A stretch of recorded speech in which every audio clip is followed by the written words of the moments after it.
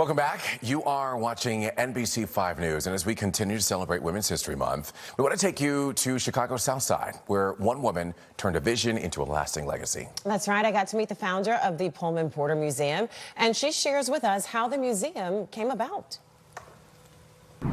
Dr. Lynn Hughes is the founder of the A. Philip Randolph Pullman Porter Museum. She doesn't call it an accomplishment. She says it was her assignment. I always say I don't like to take credit because it really wasn't my idea. It was God's idea. As a single mom following a divorce, Hughes planned to start over with a career in real estate investment.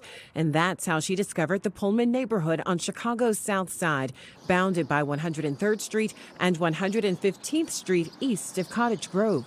I thought I could build upon developing an interest for the African American population in the community, because if they had something in the community that related to them, then they could feel a part. Dr. Hughes began researching the history of the Pullman Porters, 19th and 20th century African-American service staff on the railroad sleeping cars hired by George Pullman post the Civil War.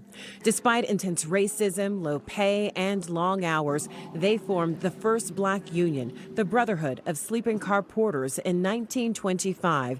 They helped fuel the Great Migration and were crucial in launching the Civil Rights Movement. I didn't know what I was getting myself into, but I'm glad that I did it, because the seeds that we have planted by creating this museum in a place that no one would ever put a museum, in a place where the people who live in this community, children in particular, who walk to and from school every day, pick up a little chip of pride. But there were obstacles. The political challenges were the most roadblocks and hindrances that emerged from that space. But because I wasn't really astute on politics, I just didn't know what I was saying, and so I just kept moving. She kept moving and began building, purchasing the property and founding the nation's first African-American Labor History Museum in 1995.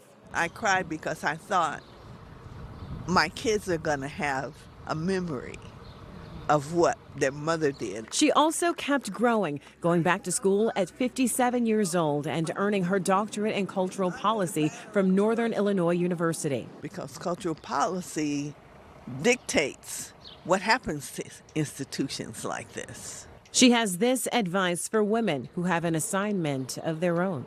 There should be no limit, but you have to be strong and not be discouraged.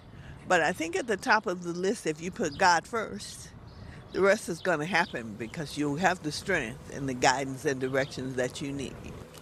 Wow. Yeah, it's a great conversation. The Pullman Porter Museum, it is closed right now for construction. They're planning a huge expansion that includes a Reverend Jesse Jackson Civil Rights Wing, which was in the process before he passed away. So they hope to reopen this summer, and hopefully we'll get to go back and check it out. And I love that she's preserving this piece of history for the generations to come. Absolutely. Very cool. Yeah.